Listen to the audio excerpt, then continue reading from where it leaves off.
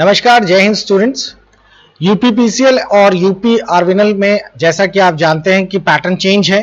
अब नए पैटर्न के हिसाब से ओ लेवल में जो R5 का सिलेबस है उसके क्वेश्चन भी आने लगे हैं। तो हम लोगों ने एक सीरीज शुरू की है और आज के टॉपिक पर हम लोग बात करेंगे पाइथन पर। मैं आप लोगों को इस सीरीज में एक लिस्ट ऑफ वीडियोस दूंगा जो कि आप लोगों को प्लेलिस्ट और हमारे एप्लीकेशन दोनों पर एक्सेस करने को मिलेंगे। इस क्लास को कंटिन्यू करने के पहले आप लोगों को सबसे पहले चैनल तो आपने सब्सक्राइब कर ही लिया है, आई होप। आप प्लेलिस्ट पे जाइएगा और प्लेलिस्ट के अंतर्गत आप लोगों को देखने को मिलेगा, यहां पर हम लोगों ने एक सेपरेट प्लेलिस्ट बना रखी है यूपीपीसीएल वालों के लिए। तो आप उस प्लेलिस्ट में जाकर इन वीडियोस को सीक्वेंस में देख पाएंगे जो कि आप लोगों को इसी के अंतर्गत दिखाई देगी। इस प्लेलिस्ट में आप लोगों को यूपीपीसीएल के और RO, ARO, assistant accounting, technical, दुनिया भर के आपके जितनी भी पोस्ट आती हैं उन सब के वीडियोस हम लोगों ने अपलोड कर रखे हैं। और आज के जो वीडियो हम लोग जिस पर डिस्कस करेंगे पाइथन, इस पाइथन वाली क्लास को पढ़ने के पहले जो पाइथन का क्रैश कोर्स है उसे जरूर फिनिश कर लीजिए। पाइथन का क्रैश कोर्स इसलिए बनाया गया है ताकि जिनके पास प्रोग्रामिंग बेसिस नहीं है, जिनको कोई खास नॉलेज नहीं है, तो वो लोग बिल्कुल जीरो लेवल से पाइथन के बारे में जान सकें। आप लोगों को यहाँ पर ये जो गूगल प्ले स्टोर है उसमें आपको आइस एकेडमी का ऐप मिल रहा है, आप वहां जाइए, इसको इंस्टॉल कर लीजिए और स्टोर सेक्शन से असिस्टेंट अकाउंटिंग और यूपी आर्विनल वाला ये कोर्स ओपन कर लीजिए। इस कोर्स के कंटेंट में आप लोगों को दिखाई देगा कि ये जो कोर्स का कंटेंट है इसमें हमने अलग से लिब्रा ऑफिस, पाइथन और आईओटी के वीडियो अपलोड कर दिए हैं। क्योंकि आज मैं आपको पाइथन के बारे में बताने जा रहा हूं तो पाइथन की कुछ बेसिक क्लासेस आपको यहां पर जरूर मिलेंगी जो कि पाइथन क्रैश कोर्स के नाम से हैं। इन बिल्कुल बिगिनिंग लेवल के क्लासेस को आप जरूर एक बार देख लीजिएगा, इससे आपको काफी हेल्प मिल जाएगी पाइथन को समझने में। क्रैश कोर्स के कारण इनकी ड्यूरेशन भी छोटी है और बड़े आराम से आप लोग छोटे छोटे पार्ट्स में इसको फिनिश कर पाएंगे।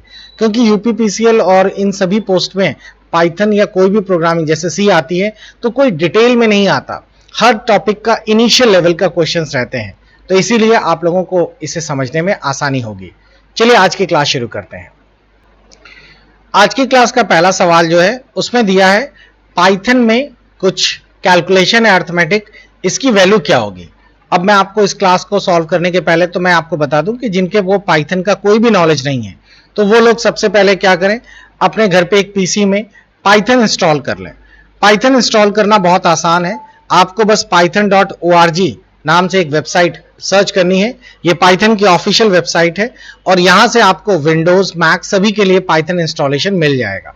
तो आप लोगों ने यहां से पाइथन, आपके पास जो भी ऑपरेटिंग सिस्टम है उसके अकॉर्डिंगली आप पाइथन यहां से जाकर इंस्टॉल कर सकते हैं। पाइथन आप लोग इंस्टॉल करने के बाद उसी को यूज कर पाएंगे। और दूसरी चीज एक और आपको बता दूं, अगर आप लोगों के पास कंप्यूटर नहीं है तो पाइथन का एक स्टिमुलेटर भी आता है, यानी कि जिससे आप लोग अपने मोबाइल में भी पाइथन का पूरी कोडिंग कर सकते हैं। उसके लिए आपको यहां पर पाइथनॉइड लिखना पड़ेगा और पाइथनॉइड से आप लोगों का पाइथन काम करेगा। तो मैं आपको दिखा देता हूं, यह है पाइथनॉइड ऐप और इस ऐप को आप अपने फोन पे इंस्टॉल कर लीजिए और इसके बाद भी जो कोडिंग आपको बताई जा रही है वो कोडिंग आप इस पे टाइप करिए और इस प्ले बटन को दबाकर आप लोग अपने मोबाइल पर भी आउटपुट देख पाएंगे। तो ये बहुत आसान सा सवाल, मतलब आसान सा मेथड हो गया जिससे कि आप लोग घर पे प्रैक्टिस कर सकते हैं अपने पाइथन की। अब दूसरी चीज आप लोग ध्यान दीजिए कि पाइथन को जब भी आप लोग इंस्टॉल कर लेंगे, सर्च में जाकर आप लोगों को लिखना होगा IDLE। ये पाइथन शेल है, बेसिकली इसी पर हम लोग प्रोग्रामिंग और कोड या सिंटेक्स टाइप करते हैं। ये जो शेल का प्रॉम्प्ट दिख रहा है इस पर आप लोग कोई भी कोडिंग कर सकते हैं। जैसे कि आपको एक सिंपल से अर्थमेटिक यूज करनी है, 10 + 2, आपने एंटर कर दिया, यहां पर 12 आ गया। तो जो क्वेश्चन था उसमें था 7 + 5 × 2 और आप देख पा रहे होंगे आंसर आ गया 17। बेसिकली इसमें बहुत ही सिंपल सा तरीका है, जिस बच्चे ने बॉडमास रूल पढ़ा है वो भी कर लेगा। आप गलती से भी पहले प्लस नहीं कर सकते, पहले मल्टीप्लाई ही होगा और हमेशा ये इस तरीके का फॉलो करिए, सिंपल है। एक चीज और आपको बता दें, पाइथन में जब कोडिंग करनी शुरू करेंगे तो आप लोगों को अगर एक लाइन प्रॉम्प्ट लिखना है तो आप यहां लिख सकते हैं। जैसे आपने लिखा a = 10, इसका मतलब है आपने एक a नाम का वेरिएबल बनाया है, a नाम का कोई जगह बनाई है जिसमें 10 उसकी वैल्यू रख दी है। उसके बाद मैंने लिखा b = 5, एक और हमने वेरिएबल बनाया है, एक और एक जगह बनाई है जिसके अंदर हमने 5 को स्टोर कर दिया है। मैंने यहां लिख दिया C equal to A into B। इसका मतलब है C एक खाली जगह और है जिसमें A मल्टीप्लाई B, यानी A और B का जो आउटपुट या मान है वो C में स्टोर है। और उसके बाद मैंने यहां लिख दिया प्रिंट और ब्रैकेट में C। प्रिंट C का मतलब होता है, प्रिंट C का एक सिंपल सा मतलब है C के अंदर जो चीज है वो स्क्रीन पर दिखा दो। उसने दिखा दिया 50। आप प्रिंट C की जगह C भी लिख सकते हैं, इससे भी 50 देखा जा सकता है। इस तरीके से आप लोग लिख सकते हैं। आप चाहें तो फाइल के अंदर न्यू इस तरीके से जाकर पूरी कोडिंग टाइप करिए और यहां पर भी आप लोग अपना आउटपुट देख सकते हैं। अगले क्वेश्चन में यह बहुत ही बखूबी दिखाया जाता है। तो इस क्वेश्चन का आंसर तो आपको पता ही चल गया, 17। अगला सवाल जो हम लोग लेने जा रहे हैं, जिसमें आपसे पूछा गया है निम्नलिखित में से कौन सा विकल्प पाइथन में एक प्रतिबंधित कथन नहीं है। प्रतिबंधित यानी रिस्ट्रिक्शन कथन नहीं है। तो चलिए पाइथन में देखते हैं इसका क्या होगा सॉल्यूशंस। इस प्रोग्राम को करने के पहले मैं आप सभी को फिर से बोल रहा हूं कि आप लोग हमारा जो भी पाइथन का प्लेलिस्ट आपको बताई गई है उस प्लेलिस्ट को जरूर फिनिश कर लीजिए, वरना आपके लिए बहुत दिक्कत होगी। पाइथन की इनिशियल चीजें आपको आना बहुत जरूरी है। तो चैनल में भी प्लेलिस्ट पड़ी है, आपके ऐप में भी पड़ी हुई है, तो पाइथन की प्लेलिस्ट में जाइए, क्रैश कोर्स वाले को खोलिएगा और क्रैश कोर्स वाले ये प्लेलिस्ट में आपको सभी कुछ मिल जाएगा। इनकी हेडिंग्स इनके थंबनेल पे दी गई है ताकि looping, for, condition, sets, lambda सभी कुछ आपको अच्छे से क्लियर हो जाए। अब चलिए आज के क्वेश्चंस में ये देखते हैं कि सबसे पहले हम लोग कैसे शुरुआत करेंगे। बेसिकली कंडीशन क्या होती है। कंडीशन का एक सीधा सा मतलब है, मैंने यहां पे लिख दिया a इक्वल टू नंबर दे दिया 33, फिर मैंने लिख दिया b इक्वल टू 22, यहां लिख दिया इफ, और फिर मैंने यहां लिख दिया कि b ग्रेटर देन a, और ये सिंटेक्स लगा दिया। इसका मतलब है ये कंडीशन है। क्या b की वैल्यू, इफ जब लग जाए तो यदि हो जाएगा, यदि b की वैल्यू ग्रेटर देन a है तो यहां प्रिंट में लिख दिया प्रिंट का मतलब स्क्रीन पे दिखाओ, और प्रिंट पे क्या लिख दिया हम लोगों ने, b इज लार्जेस्ट। और उसके बाद यहां से हमारा प्रिंट खत्म नहीं हुआ है, अब हम लोगों ने यहां पर एक कंडीशन और लगा दी है और वो है एलिफ। एलिफ का मतलब होता है अगर ऊपर वाली कंडीशन गलत हो जाए तो ये कंडीशन चेक करें। इस कंडीशन पर हम लोगों ने दे दिया है प्रिंट करो बोथ आर सेम, ऐसे, और उसके बाद फिर एक कंडीशन और लगा दी है एल्स। एल्स क्या करो, एल्स प्रिंट कर दो हमारे पास कि a इज लार्जेस्ट।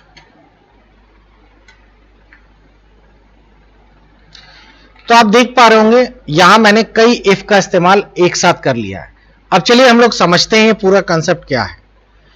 a की वैल्यू जो है 33 है और b की वैल्यू 22 है। सिंपल।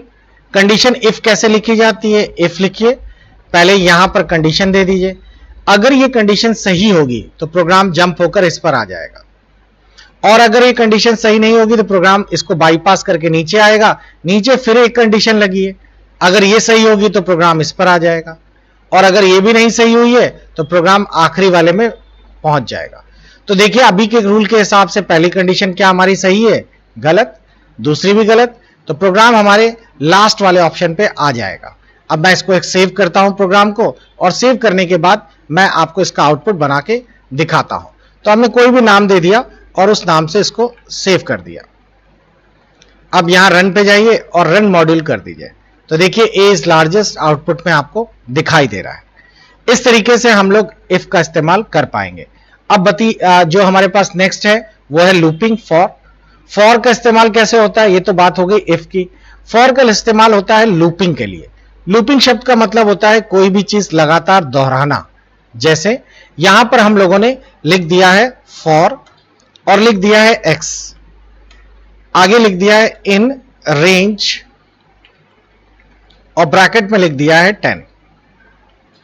अब ये प्रोग्राम कैसे काम करता है, फॉर कैसे काम करता है, अगर आपने ये वीडियो पहले वाले देख रखे हैं क्रैश कोर्स वाले तो आपको ये तुरंत समझ आ रहा होगा।